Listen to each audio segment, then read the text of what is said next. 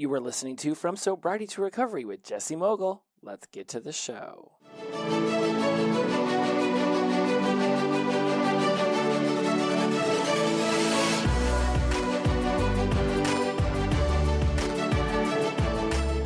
Welcome back to From Sobriety to Recovery. I am your host, Jesse Mogul. I am in addiction recovery. I've missed y'all.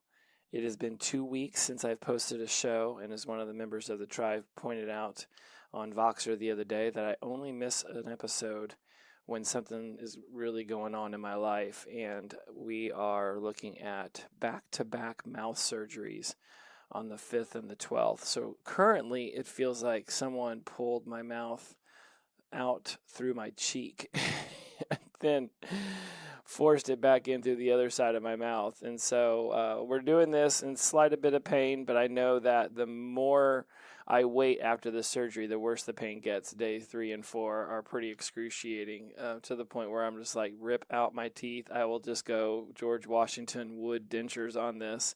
So there's a lot to talk about.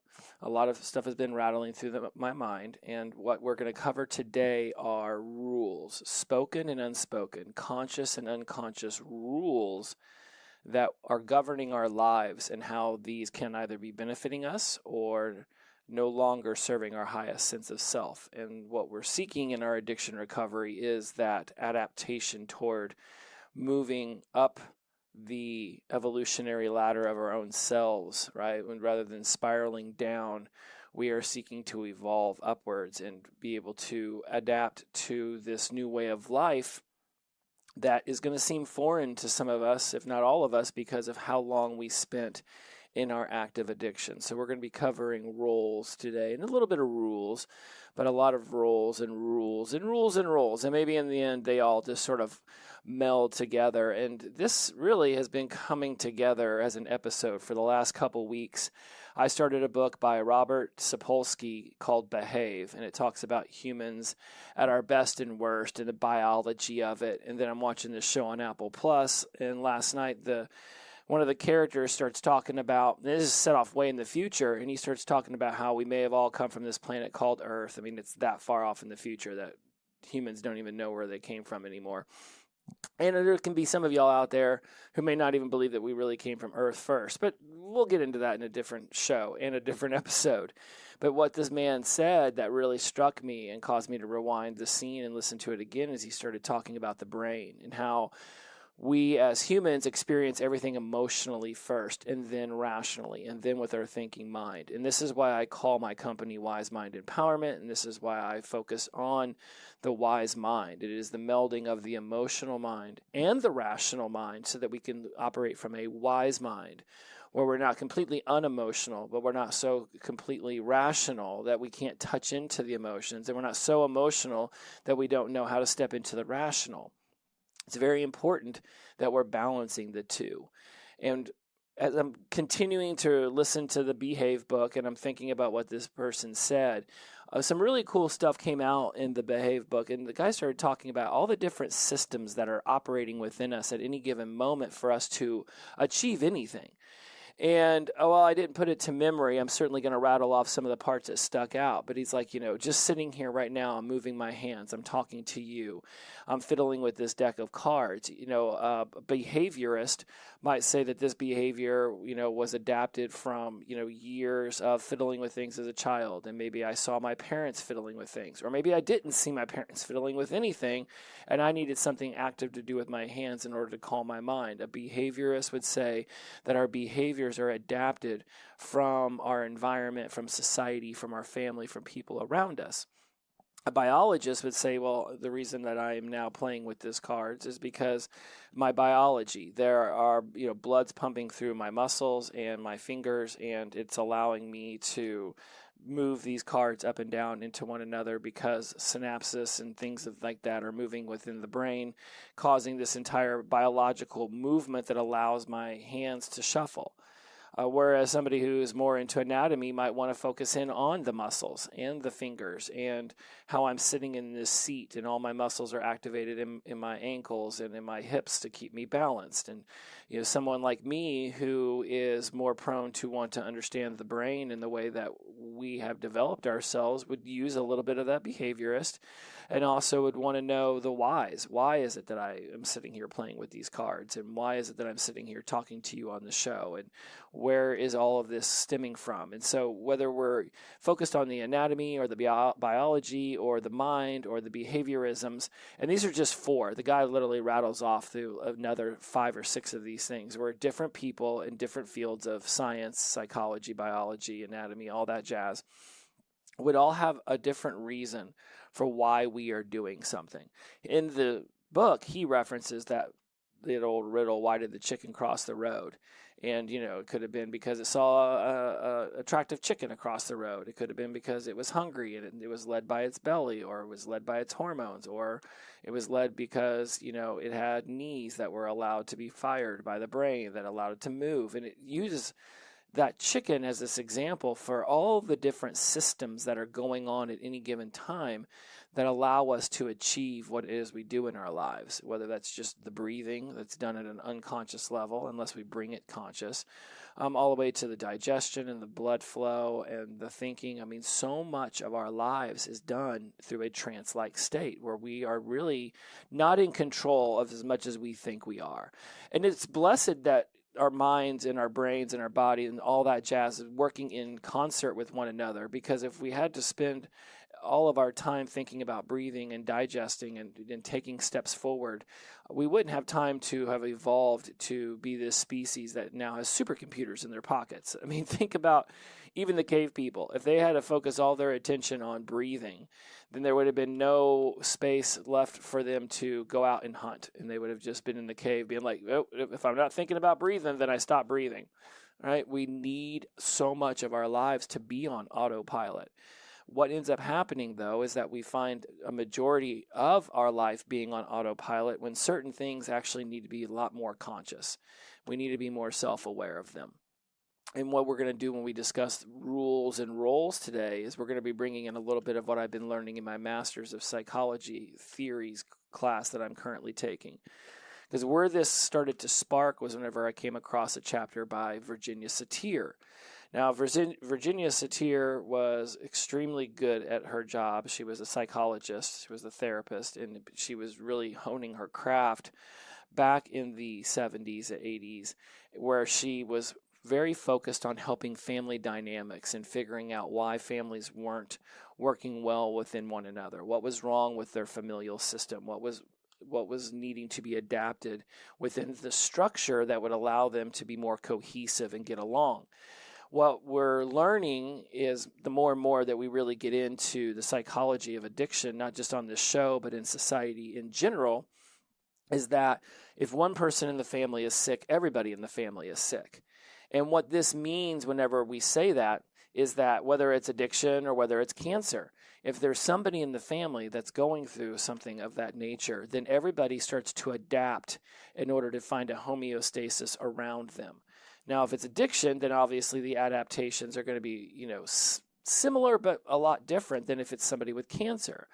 But if somebody has cancer, somebody has a major illness in your family, then people start to adapt their behaviors about what they might talk about, the way they might expose that person to certain conversations, or the way that they walk around them, the way they may have to help them. A lot of things will change, and it's because of this that over prolonged periods of time, people in your family may have changed their behaviors in ways they didn't really want to, but were best suited to working toward what it was that you were going through. So if addiction was very much running your life, then there may have been a lot of their behaviors that changed in order to either placate and enable or to not be codependent.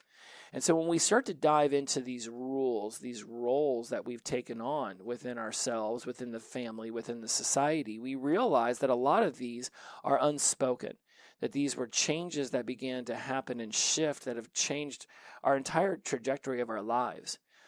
Someone in the tribe today posted this really cool meme that said, I have fallen into a pattern and mistaken it for my identity. I will now step outside of it. And it's just a really good reminder that patterns we might mistaken for our identity, but they are not our identity if we decide to pull them out of the shade, out of the shadows, put them into the light and decide, is this actually serving my best sense of self? Is this what matters the most to me? Is this going to lead me where I want to go?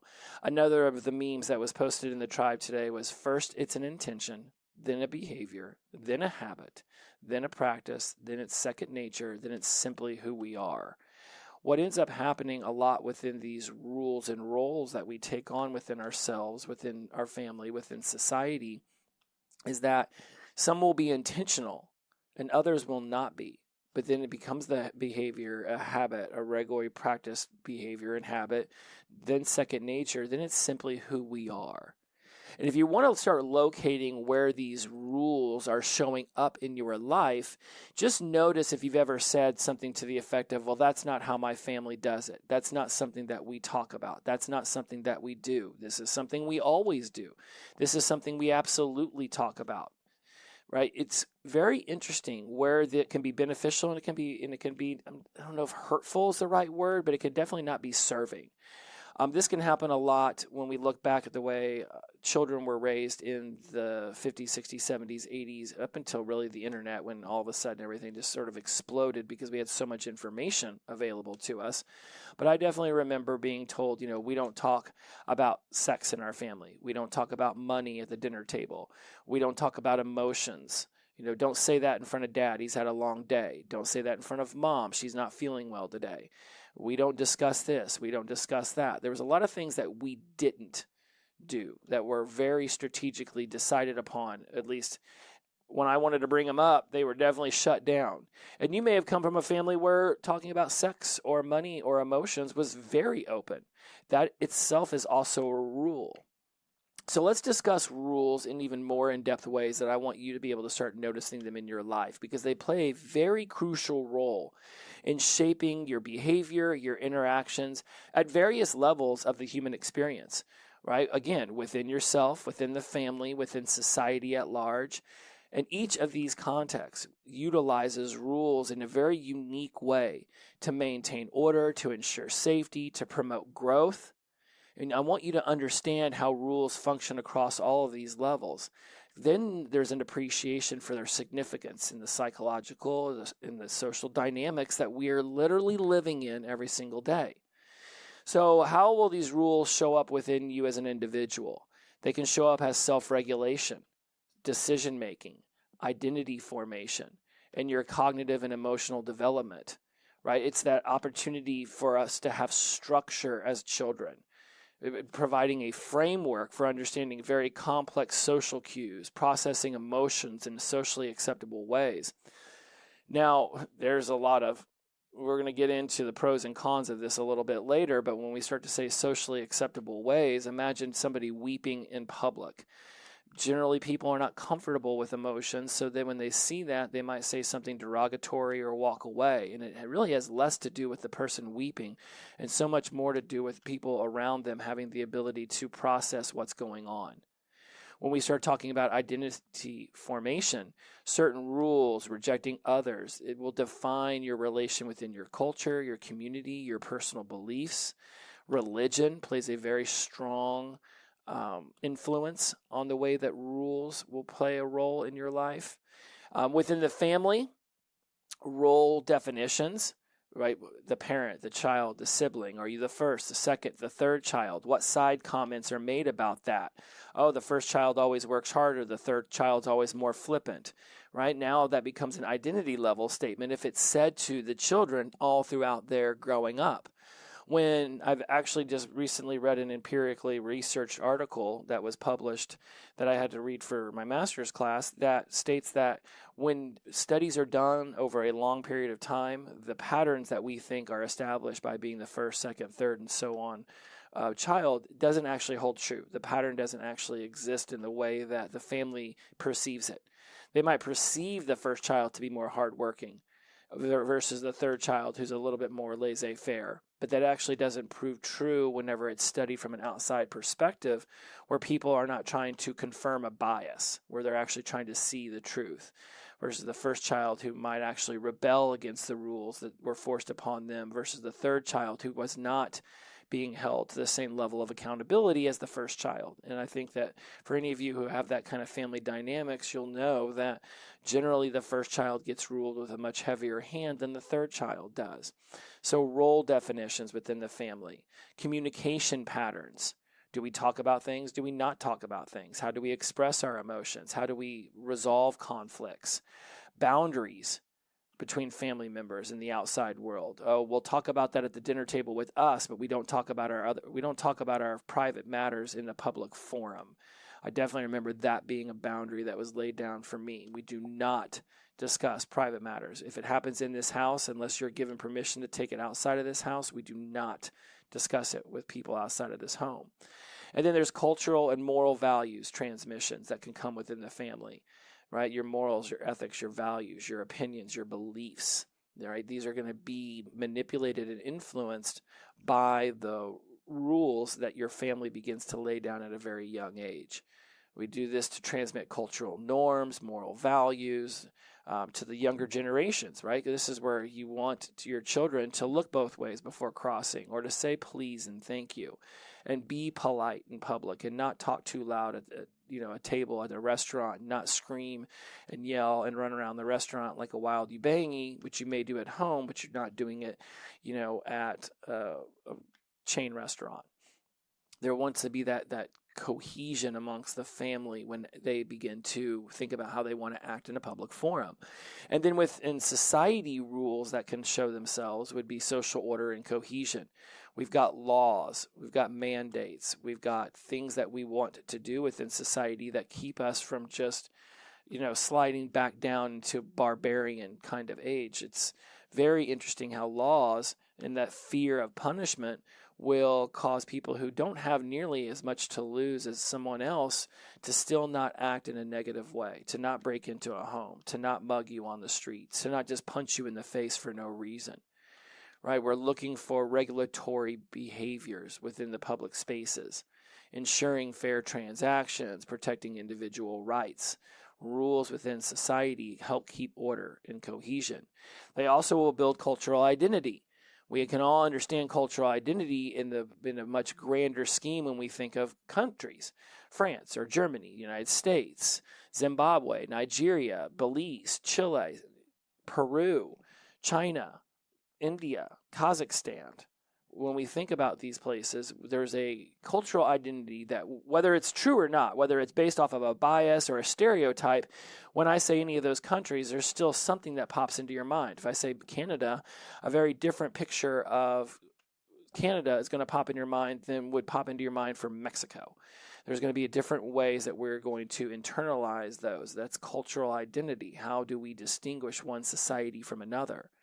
Socialization is another way that individuals learn the rules of society. It starts at a young age in school where we were taught, sit down, raise your hand, don't interrupt people, right? Those golden rules that we learned in kindergarten that for some reason just don't seem to be as prevalent in today's society.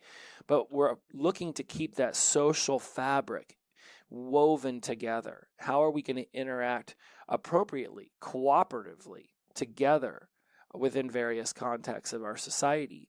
And then, of course, conflict resolution, which I think shows up in all three of these.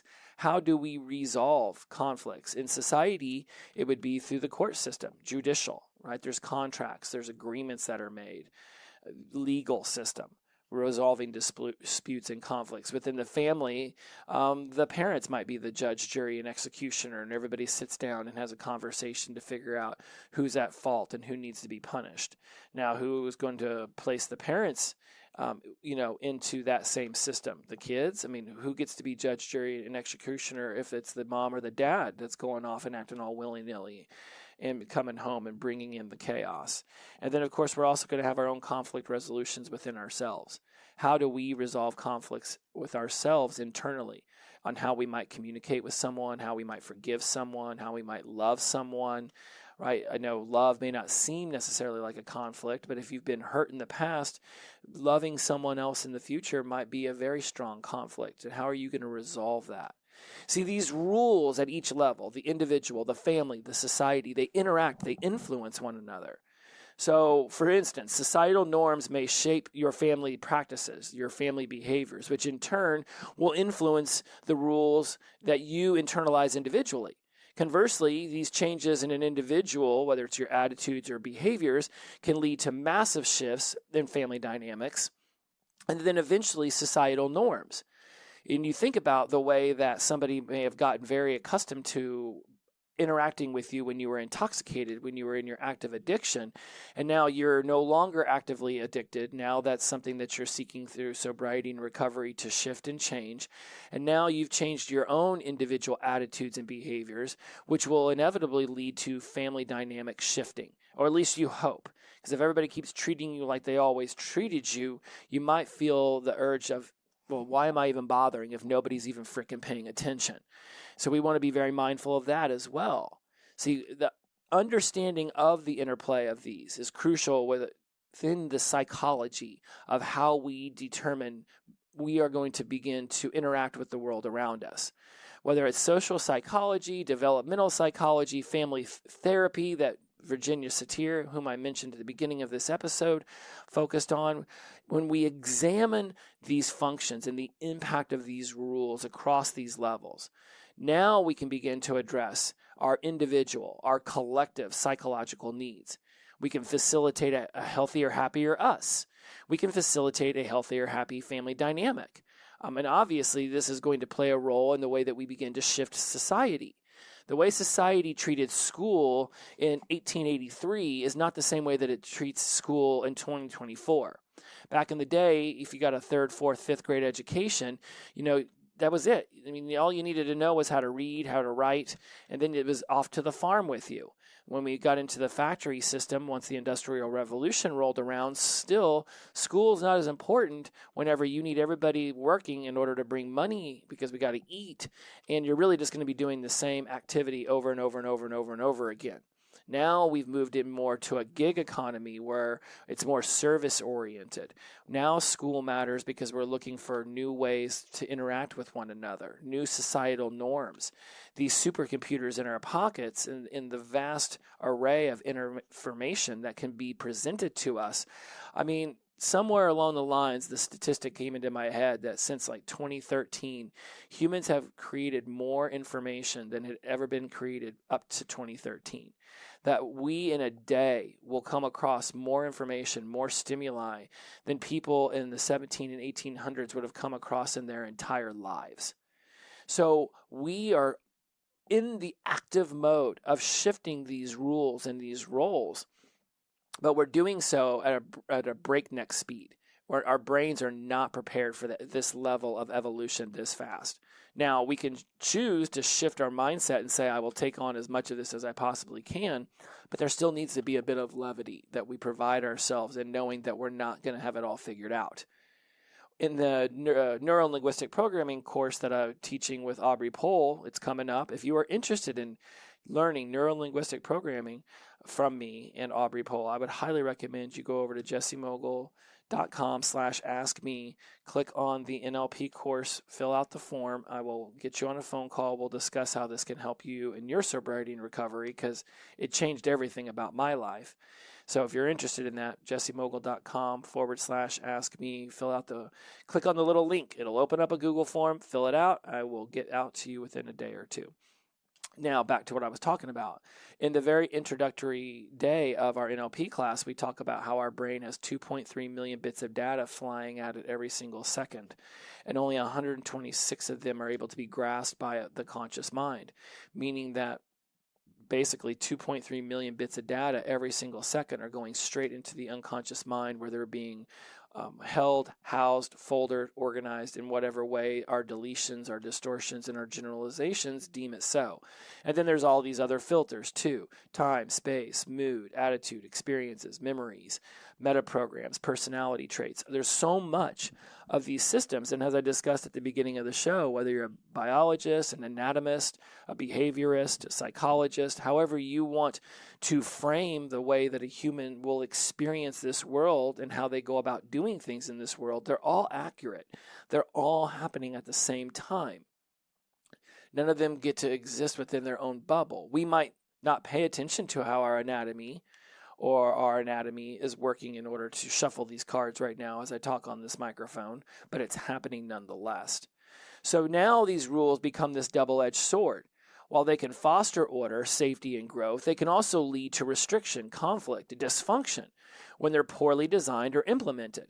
And if you go back to what I just said about 2.3 million bits of data every single second, and you're only able to consciously hold 126 of those bits in your conscious mind, in that sort of short-term memory that people talk about, and how limited it is the desktop of your computer. It is the one program that's open, but the hard drive is where everything is stored. And if it's disorganized, then it's going to be very difficult for you to figure out what rule might be commanding this particular behavior in the moment. And when we are unable to find out where the rules are located, then it can be a little bit more difficult for us to shift it. Now, it's pretty obvious if I say something like, well, my family, we didn't talk about sex. We didn't talk about emotions. We didn't talk about money. Well, then that's pretty easy to find the rule. My family didn't do that. Well, do you want your family to do that now? Because I don't really care too much about how my parents decided to raise me. I now want to run my own family. And I want to do it in a much different way in some regards than the way that they did it. While some of those rules served them, they came from a different time in societal norms and familial growth. I want my partner and I to be able to talk about money and emotions and sex. I want us to be able to have those conversations because I saw how not having those conversations affected my parents, right? How many of us are children of divorce? How many of us might not be children of divorce, but then we see our parents or our grandparents at a very old age really not that into each other, spiting each other, in fact.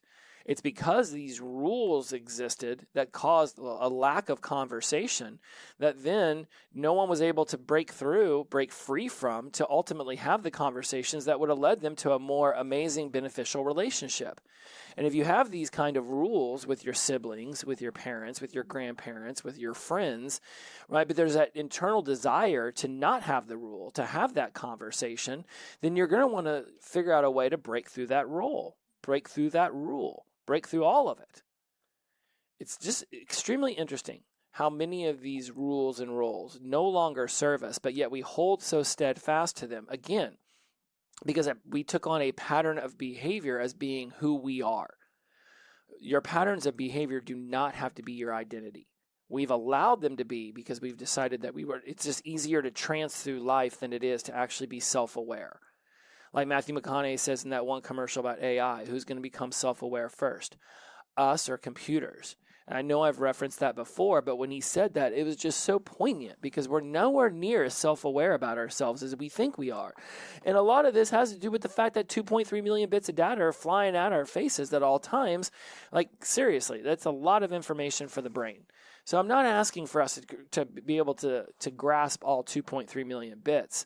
The possibility of that it just doesn't exist. But I would for us to like to be more intentional about the 126 bits that we do decide to grasp a hold of. So let's rattle off through some good and some bad. And I know I've been sort of kind of aiming for these episodes to be shorter since the new year started, but I haven't talked to you guys in like 2 weeks and I miss you. So this is going to go a little bit longer. One of my tribe members likes to point out that I like to say, I'll get you out of here on this, and then I talk for 20 minutes. So I'm not going to say that yet. I'm going to try to keep that to actually when I plan on getting you out of here. So let's talk about some examples of how rules can manifest in positive and negative ways within yourself, within the family, and within the societal context. Seeing these, knowing where they're at, is going to be extremely beneficial. So within your own individual self, positive ways, good ways, beneficial, desirable ways that these rules can show up. Self-discipline, a ability to notice how you are disciplining yourself. Are you getting up and going to the gym? Are you eating healthy? Are you allowing yourself to be less restrictive and enjoy some sugar once in a while? What is your self-discipline rules? What about your health maintenance, your self-care? Do you exercise? Do you eat healthy? Your emotional regulation. Are you adhering to practices of mindfulness or emotional or spiritual growth so that you can bring a level of stability to yourself?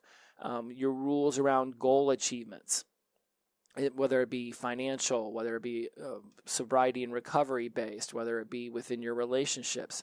What kind of rules do you have around your goal achievements? Personal growth. Personal Grohl. I don't know why I just said David Grohl's last name. By the way, Foo Fighters, excellent band. Personal growth, not Grohl.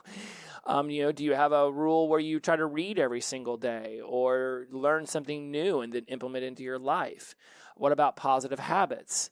Do you want to wake up early each day? Do you want to cultivate a new level of productivity or better time management into your life now that you're getting your wings about you within sobriety and recovery?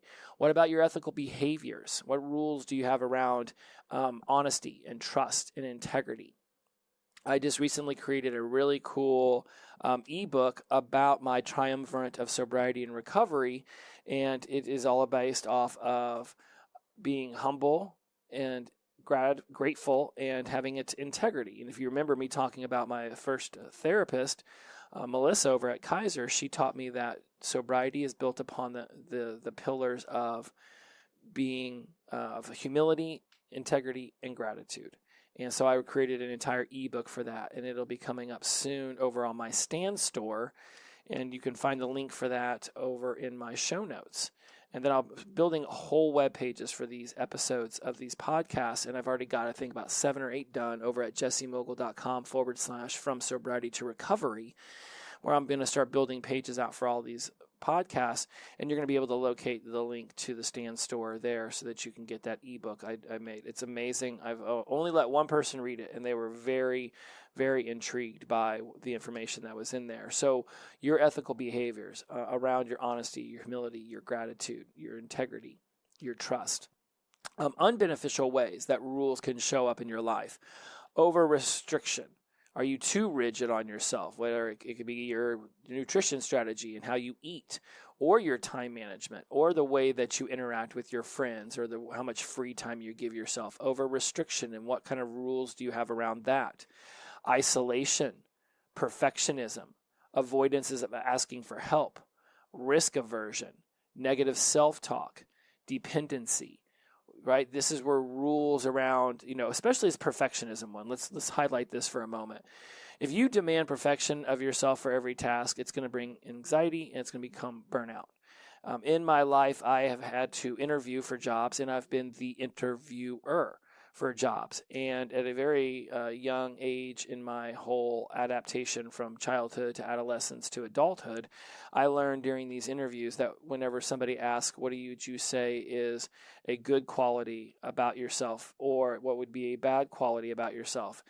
Either or, do not be bringing up perfectionism, because perfectionism is a bad quality. It is not a good quality. And there are plenty of studies and books that will state that this idea of seeking perfection in everything will actually cause you to buffer your growth. It'll hold you back. If you're afraid of turning in the essay before you think it's perfect, then you might spend an inordinate amount of hours tiddling around with it, whenever that's actually not going to improve your grade. But it's more of an anxiety that it won't be good and get you a bad grade. There's this 80-20 rule, that 80% of the awesome that you create in your life comes from 20% of the effort. I have realized in my master's school that once I've read it over 3 times, I do have a way of reading it over. I read it over first in Grammarly, then I put it into the software, I read it again, and then I'll walk away from it for a few hours and I'll read it backwards from the very bottom of the essay back up, just looking for any kind of confusion or grammatical errors that I didn't catch the first time. Once I have done that, and those little editing things I just mentioned up, that will not take very long. Just takes long enough, and then that's it. Send it off. And if I missed a period or a comma, then you know what? That's just the way that the cookie crumbles. Be aware of perfectionism and where it might be showing up. Risk aversion. For those of us who are, long-term addicts, we actually may have been more risk prone because we would get intoxicated, and then it would be like throwing ourselves, onto the top of a car and letting our friends speed down the road, or, doing lots of drinking and then pouring ourselves into our car and driving home intoxicated. Now you get sober and you might be averse to risk, where you're too cautious, meaning that you don't step out for new experiences. You don't learn and grow and seek out new opportunities. So be mindful of within yourself the good of the self-discipline, the health maintenance, the emotional regulation, the goal achievement, the personal growth, the positive habits, the ethical behaviors. These are desirable ways rules show up in your life. Less desirable ways will be over-restriction, isolation, perfectionism, avoidance of asking for help. Come on, guys. We all know when we go to meetings, when we surround ourselves by other people who have similar stories, who have gone through some of the traumas we have, we feel better from it. Risk aversion, negative self-talk, dependency, undesirable ways right there. Now, within the family, desirable ways that rules can show up is where we have supportive communication. We have respect for our individuality. We have an adaptability and a flexibility that promotes resilience. We share responsibilities, distribution of chores that are fair and cooperative. We spend quality time with one another, that stuff matters. We put the phones down. We turn the TV off. We pay attention to one another and have really constructive conversations. In my family, watching TV for an hour a night is quality time for us. We've had the dinner, we've talked about things, and then afterwards we'll watch 1 hour of television together, and then I'm back in my office, and girlfriend goes and reads a book or does what she's going to do around the house, and stepson goes off and does what he's going to do. But for that 1 hour, we sit there and we watch a show together, and it's fun to talk about and experience it with one another, but we don't inundate ourselves with TV, nor do we try to completely block it away either. Watching shows is a fun way for us to be able to bond, because we get to, just experience these cool shows and talk about the plot and the characters and all of that. Good ways that these rules will show up will be in conflict resolution, constructive ways that we resolve disputes, preventing them from becoming resentments. Little tiny resentments become blown up into rejections if left long enough. And so when we don't feel like talking about something, then all of a sudden we've got these little things that begin to stack up.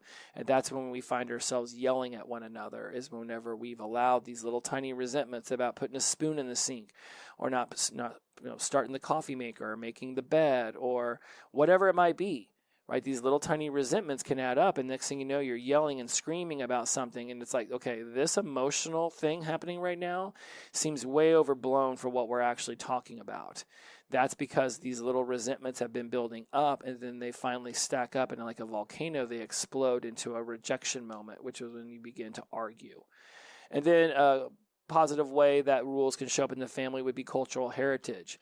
Certain holidays that are practiced, family identity, cohesion that comes through celebrating, the 16th birthday, the quinceañeras, or, it could be, Easter, St. Patrick's Day, 4th of July, Halloween, like these cultural heritages, these things that we create as traditions are rules that we follow that can be very beneficial. Undesirable or bad ways that we could notice these rules showing up within the family. Authoritative parenting, rigid, punitive rules that can lead to fear and mistrust. This helicopter, tiger mom kind of parenting thing that we've got going on right now. My theory on it is a hard, sharp curve from the latchkey kids that we were in the 80s and 90s. Now we've got this authoritative parenting that's hovering, because a lot of the children from my generation who were raised as latchkey kids wanted their parents in their life more. Well, now we've auto-corrected ourselves too sharply the other way. And now we're not allowing our kids enough freedom to fall on their face, to, make a mess in the kitchen and have to learn how to clean it up, or to burn something that they've cooked, or to not just do something right the first 20 times. Like, we had to learn everything without parents around us. It was like a note, hey, put this in the oven at 400 degrees and, make sure you cut up the salad, right? It's like, okay, I've watched mom do that. There's no internet to teach me how to do it. I've just got to figure it out, or call up someone who can answer the phone and have them talk me through it on the other end. But still, there's no one holding my hand as I do it. Now, a couple other bad ways that rules can show up in the family would be a lack of privacy or personal space. Inflexibility, which would be the opposite of that adaptability we talked on the good, desirable side, or where we're too stringent, we're too strict. Overprotection, unrealistic expectations. Well, your brother did it, why can't you? I did this when I was a kid, why can't you? I had to, do this as a child. I had to do a lot of things as a child that I would not want other children to have to experience. I love my mom to death, from here to the moon, to Andromeda and back. And at the same time, I'm glad I could be there to help her clean up the shitty sheets whenever her ostomy bag broke, and be there to support her in that way. But I wouldn't want other kids to have to experience that with their own mothers. Yes, I had to grow up very fast as a child, but it is not necessarily, it is what it is. It was a good, bad, right, wrong. At this point, I'm indifferent. It was just my childhood. At the same time, I don't want to have unrealistic expectations on the children of today or other people being like, well, I had to deal with so much when I was younger. Why can't you figure it out now? That's an unrealistic expectation that completely negates what potential life experiences or trauma or, just life manifestations that may have happened to them.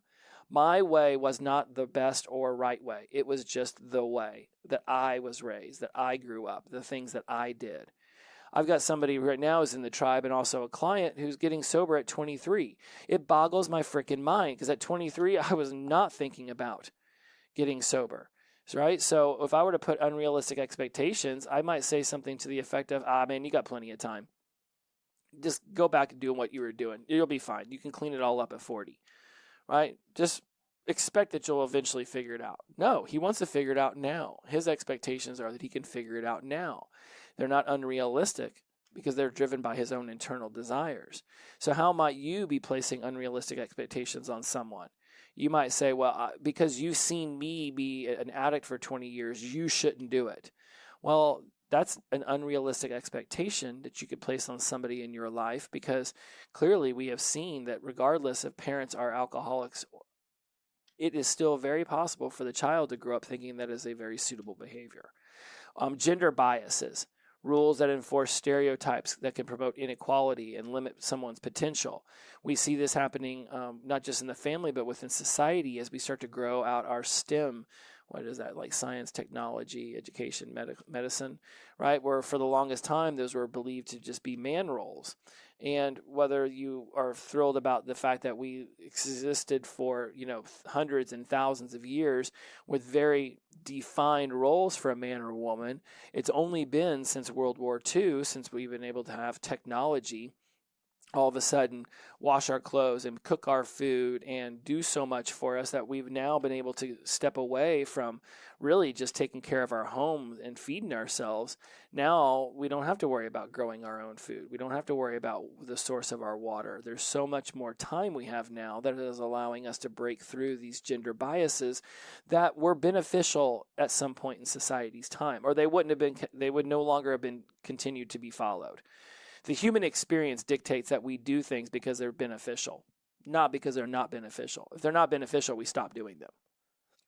Someone in 2024 may not be able to look back and understand why somebody in 17 wanted to stay home and cook all the meals and have all the children and take care of the home, but they don't also understand what was going on in that time period, right? That there was random acts of violence, and there was wars and barbarianism, and there was just things that our gender biases were formed over the course of, millennia, and now we're able to break through them because our technological advancements have allowed us to really free up a majority of our time that, a couple hundred years ago would have been unfathomable for a species like ours to be able to think that we could just go work somewhere, make some money, and then go buy some food.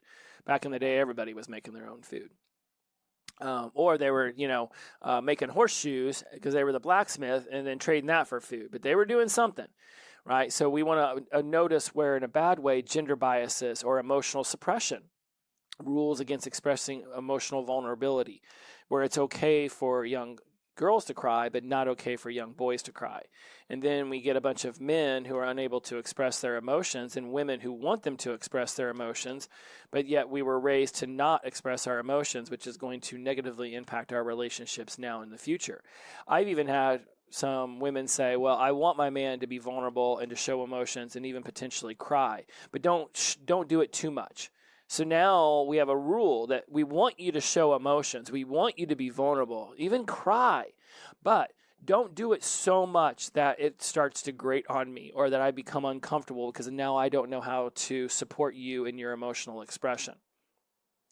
It's very funny how that will be an unspoken rule. Like, I want you to show your emotions, but only so much. Well, where is this invisible line that you've just created? Is the likelihood that I won't step over it at some point is ridiculous. So emotional suppression, gender biases, unrealistic expectations, overprotection, inflexibility, lack of privacy, and authoritative parenting are bad ways that rules can show themselves within a family versus respecting our cultural heritage, conflict resolutions in healthy ways, spending quality time with one another, sharing responsibilities around the home, being adaptable and flexible, respecting each other's individuality, and having supportive communication are very positive, desirable ways that we can begin to set rules within the family. And then we get to society, who is affecting us in so many different ways, especially, again, now that we have these supercomputers and social media attached to our hips. There's so many more influences that used to not exist. Back in the day, somebody living on a farm with their family and would have so few opportunities to be influenced by anyone outside their family unit. And now, at a very young age, you've got, iPads being handed over to kids so they can watch cartoons or get on the internet or mess around with apps. And there's so many other ways that they can be influenced and manipulated by external sources outside of the familial unit. So we want to look for these desirable ways that society creates rules for us. The rule of law, the fact that there is sort of a punishment and an accountability keeps people from just randomly stealing cars and punching people in faces. The way that we have rules around taking care of our environment or educating one another, public health, equality, safety standards, accountability within our own public sphere, whether it be our politicians, which with the ability to vote and move these people at a local, state, and national level in and out of office based on how good they're governing, all the way up to the safety standards that we apply and the equality that we're seeking to achieve. It's so much has changed about society since the dawn of the Industrial Revolution. And again, for thousands of years, we were farmers and we were just living in villages where everybody had a job. You were the blacksmith or you were the apothecary. And now we have so many different ways in which individuals can express themselves in society. It's not lost on me that the way we look back at the way our society, let's just focus on America for a moment, treated equality in the 70s, 60s, and 50s. Yes, it's radically shifted over the last 50 to 70 years.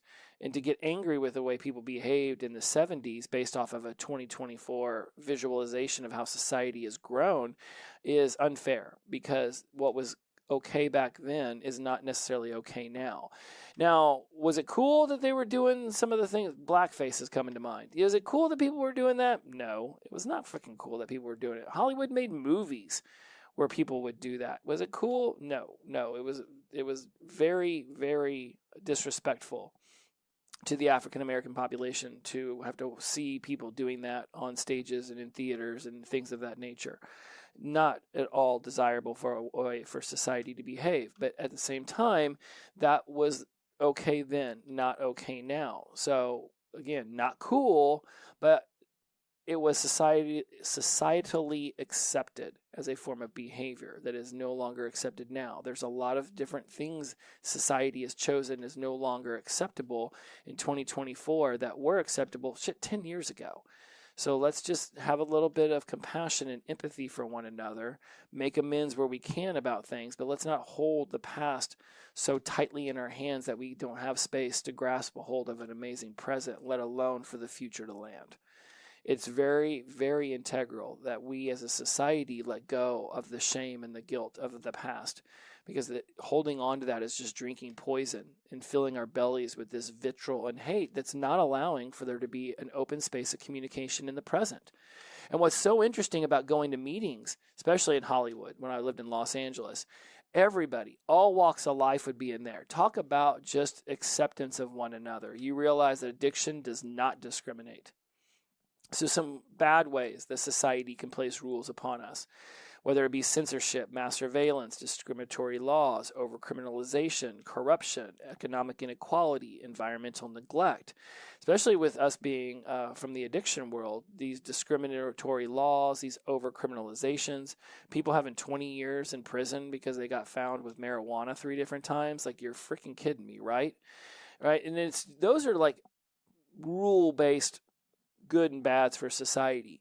But we also have some that are more of on the behaviorist side, where we start to think about how we express our emotions, the volume in which we talk, the topics in which we talk about, the clothing that we wear, the music that we listen to. Where can that potentially show up good and bad? Because if somebody's like, hey, you know what? In this neighborhood, we only listen to this kind of music. We only wear this color of clothing. We only do this particular thing. We don't do what those other people do. That can be very bad in the form of growing this kind of cooperative compassion towards one another. When we look at the way that rules can dictate how a society behaves, those will inevitably begin to affect the family, which will then show up as part of your own individual identity. Rules, whether they be beneficial or blah, blah, blah. Let's spit this out 10 times fast. Whether they're beneficial or detrimental, they will have unconscious effects on individuals and families and societies. And whether it's shaping your identity, influencing your decision-making, affecting your emotional responses, determining your social interactions, driving habits and routines, influencing your perceptions of others, guiding your moral and ethical judgments, and that's just individually. When we start to look at the family way that these rules can show up, determining family dynamics, again, communication patterns shows up, your attachment styles, is that going to be anxious? Is that going to be avoidant? Is that going to be disorganized? Guiding parenting practices, all of these things shape childhood development. They will, of course, influence family traditions and rituals. And when we start to think about these rules and all the ones that I've just rattled off, they will heavily determine your coping mechanisms, your ability to develop your unconscious healthy coping skills in response to stress and conflict. And if there is one theme that seems to continuously show up across all of these psychological theories that I'm studying for my master's class, coming up on an hour, my tongue is starting to tie. It is that a lack of healthy coping skills is what leads people down paths that they no longer serve. Right? We had shitty coping skills come. Really, my brain, I think, is running on empty now. We had really poor coping skills, and it was only a matter of time before somebody introduced us to something that was utilized to help us cope. Some people get introduced to education or a career trajectory that they just become so into that it just overtakes them, and they don't end up spending all their nights at a bar. Other people, they're introduced to alcohol and drugs at just the right time, and it seems like a really great way of coping with sadness or depression or a parental divorce or a death or something of that nature, and then it's like, boom shakalaka, here we go. Let's go down this path. A lack of healthy coping skills is, to me, very heavily rooted into all of these less desirable behaviors that we've fallen prey to. And then we can look at rules within society. It shapes cultural norms. It influences our social stratification, which is just this adherence to the societal rules, right? That can be beneficial if we have societal rules that promote equality and love and empathy, but not beneficial if it perpetuates inequalities and a lack of opportunity for those people who really need it the most. When we think about people who have been in prison and how they come out, once a felon, always a felon, we take away an opportunity for them to put their past behind them, which they've paid for. Whether you agreed with the judgment that was laid down and the time served or not, according to the legal system, they have paid their retribution. And now it's time to let them be able to release their past. I do not think it should be long-held belief at this point that once a felon, always a felon. That is not true. Let's allow people the grace to grow and change. Right? These rules can influence our legal system and enforcement. And whenever enough families get together, we can change society. Society rules will guide our economic practices, our political ideologies, our educational priorities. All of these things show up as rules. And now that I've rattled off probably 30 or 40 examples, you realize that these rules perpetuate down to our very core. They shape the identity. They influence our decision-making, our emotional responses, our social interactions, our habits, our routines, our perceptions of others, our moral and ethical judgments of ourselves and of others. Don't have to look too far to think, back in the day, we look at the Greeks and Romans, a man having multiple partners or even homosexual relationships wasn't necessarily frowned upon. It was just societally accepted. Now we are stepping into a place where homosexual relationships and people who choose to identify themselves differently than what would have been the status quo for millennia are now being socially accepted. And it's very interesting that there was a time where this was more accepted and then it became less accepted, and now we're shifting back to accepted. And it's all these morals and ethics that were a shifting of society. And I think it's really important that we realize that society is always shifting.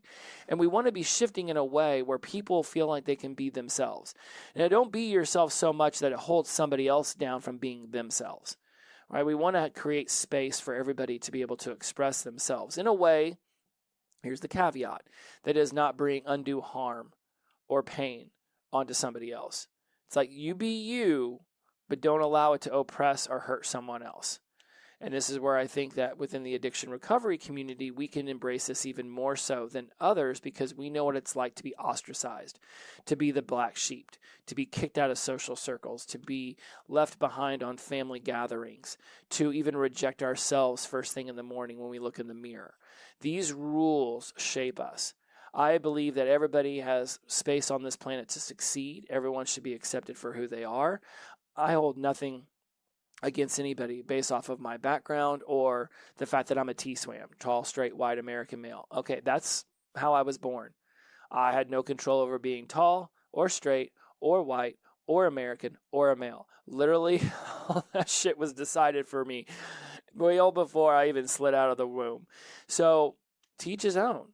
Be you, but be you in a way that empowers your strength and your love and your empathy to exude through your pores like sweat on a hot day. Be that amazing pillar within yourself, for yourself, within the family, within society. You are at a place where you have rung the bell. You've realized that being addicted was no longer serving you. You went from pre-contemplation to contemplation, right, to planning, to acting upon it, right? And now once you're acting upon it, it's just this dance with the lapse or the maintenance. And there can be a lot of different ways we lapse in our lives that are outside of alcohol and drugs. We can lapse in the way that we shut ourselves down emotionally.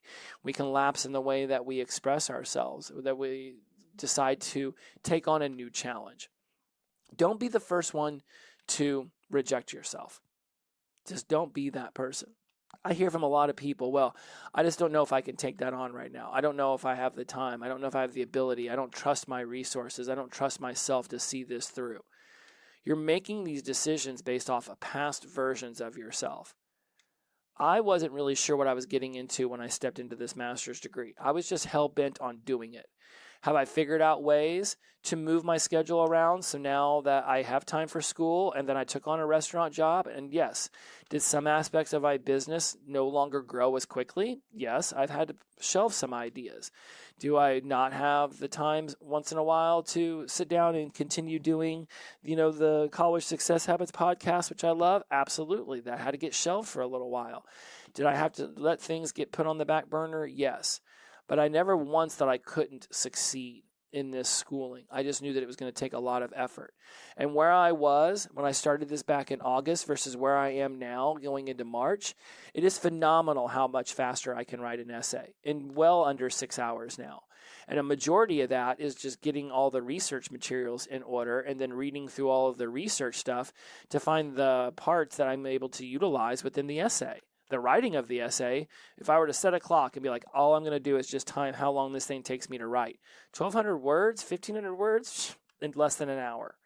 But then it's the citations and the referencing and all of that. And I had to learn that as a new habit.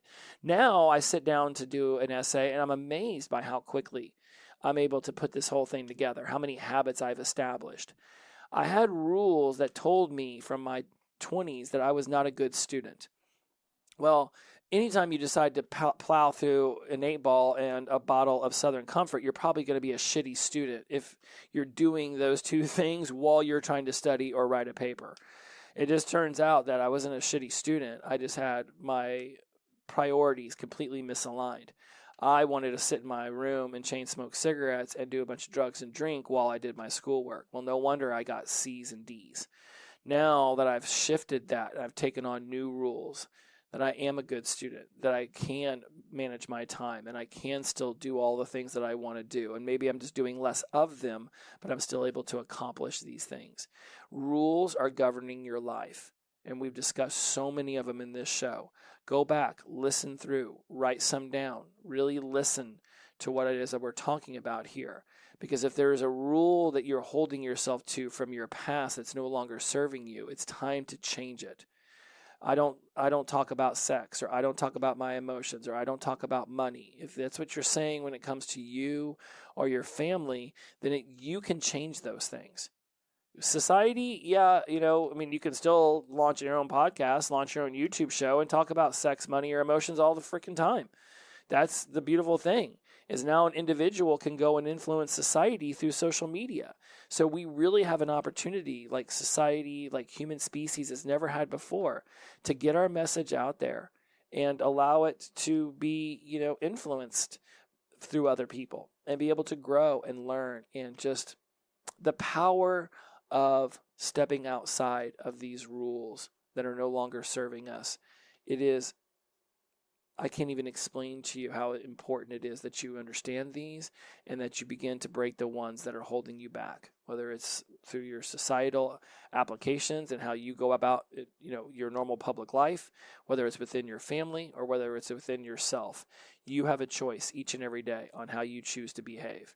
And whether it's biological, whether it's anatomy, whether it's behaviorist, psychological, whatever it might be, we understand that emotions is how we will generally behave right out the gate. And it's up to ourselves to create that space between the emotional surge of what's occurring and the rational mind being able to get in and being able to really fine-tune what it is that it's experiencing. Understand how these rules affect your life, and you will literally be able to change your life and shape-shift it, like, immediately. These are some of those things that we teach in the NLP class that does start at the end of March. JesseMogul.com/ask-me. Go to the NLP coaching link and click on it and fill out the Google form. If you want to understand how these roles and rules and limiting beliefs and identity statements are literally manipulating and influencing and controlling your life at an unconscious level all around you, this class is for you. I'd love for you all to be in it. All it takes is for you to reach out. We'll get on a call. We'll discuss it. I have yet to have somebody who's gotten on a call with me say that it was not a good 30 minutes or so of conversation. If nothing else, we get to learn a little bit more about each other. I get to know who you are and why you're listening to the show, and that is beneficial beyond benefits. But it would be amazing to have you in the class as well, and that does start at the end of March. So by all means, fill out that form at JesseMogul.com/ask-me. Click on the NLP link, and we'll learn more about how these unconscious rules dictate your life and how easy it is to break them and be free and be able to set up a whole new existence. It's all a choice. It's up to you to take the step. As always, my friends, inclusivity over exclusivity, the power of positive energy, release and flow. Every day is the best day of our lives when we wake up sober. Shout out to Sunshine and Robert, and glow on. We will see you next time. Bye-bye.